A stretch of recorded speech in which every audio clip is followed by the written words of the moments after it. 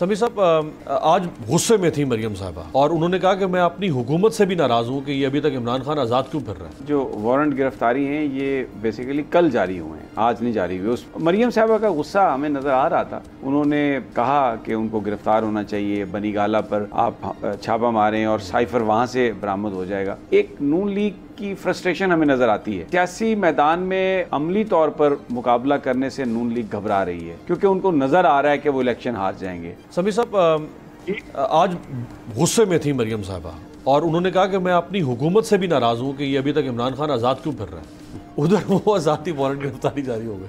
नहीं, ये जो आज जो वारंट गिरफ्तारी हैं ये बेसिकली कल जारी हुए हैं, आज नहीं जारी हुए। उस पर कल की तारीख है और शायद वो, मैं फवाद चौधरी साहब को सुन रहा था, उनका कहना था कि ये जो उन्होंने कहीं नोटिस भेजा है वो कोई गलत एड्रेस पे भेजा है या क्या, और वो ड्यूटी मजिस्ट्रेट के पास अभी वो जा रहे हैं उसको सस्पेंड करवाने के लिए। नहीं तो जैसे आपने कहा कल वो हो जाएगा।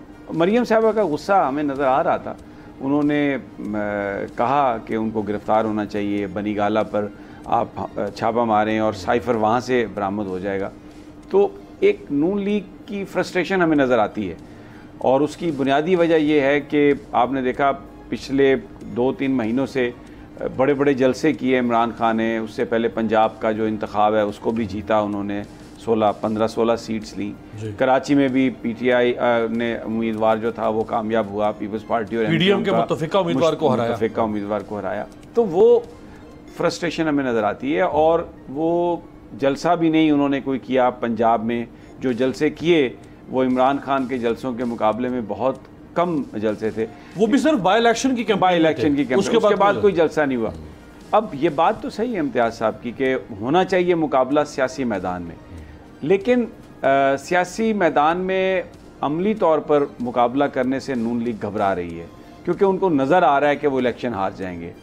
उसमें महंगाई का एक बहुत बड़ा फैक्टर है और एंटी अमेरिकन जो सेंटिमेंट है पाकिस्तान में। आप देखें, आप भुट्टो साहब की भी देखें जो पॉलिटिक्स थी एंड में, जिसने उनको बहुत ज़्यादा पॉपुलैरिटी दी। वो राजा बाज़ार आए, उन्होंने कहा सफ़ेद हाथी मेरी जान के दरपे है। और ये जो लोग पीपल्स पार्टी के साथ थे, बहुत बड़ी तादाद में पाकिस्तानियों ने हमेशा पीपल्स पार्टी को वोट दिए और वो ये समझ के वोट दिए कि भुट्टो साहब एक अमरीकी साजिश का शिकार हुए थे। तो इसलिए इमरान खान का जो बयानिया अमेरिका के हवाले से है, ये लीग से उस पर कोई फ़र्क नहीं पड़ा उस बयानिए को। और मैं अभी मुजफ्फराबाद का जलसा कल हमने देखा जी, और ये कल अभी टेक्सला में होने वाला जलसा, उसमें भी आप देख लीजिएगा एंटी अमेरिकन बयानिया जो है। बल्कि ये जो ऑडियो लीक्स आई हैं, इन्होंने तो ये साबित किया है कि साइफर मौजूद था। अब इसके साथ साथ और भी बहुत सारी लीक्स आई हैं।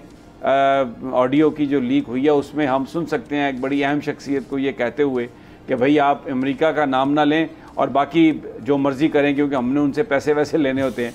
तो फिर अगर खान साहब उस वजह से कह रहे हैं कि अमेरिका का नाम ना लें, पाकिस्तान के ताल्लुकात ख़राब ना हों, इस वजह से कह रहे हैं, तो ये तो पॉजिटिव बात है, ये कोई नेगेटिव बात नहीं है। तो बयानिया बिक चुका है इमरान का, पॉलिटिकली उसको मुकाबला करने की हिम्मत नहीं है। तो आज आपको बुखलाहट भी नजर आई, गुस्सा भी नजर आया, फ्रस्ट्रेशन भी नजर आई। एक हुकूमत कोशिश कर सकती है कि वो इमरान खान के वोट बैंक को किसी हद तक तोड़े, वो है मैशत। मेरी टैक्सी में बैठ जाओ, जहां तक ले जाऊंगा। आई है टैक्सी कैश, टैक्सी कैश, आई है टैक्सी कैश, टैक्सी कैश, आई है टैक्सी कैश। कभी टैक्सी वाले ने सवारी को कराया नियम, सुना है ये सीट नहीं हॉट सीट है। अब जिंदगी में करेंगे ऐश क्योंकि आ गई है टैक्सी कैश। टैक्सी कैश पीर और मंगल रात 9 बजे सिर्फ बोल एंटरटेनमेंट पर। बोल एक बार फिर नंबर 1।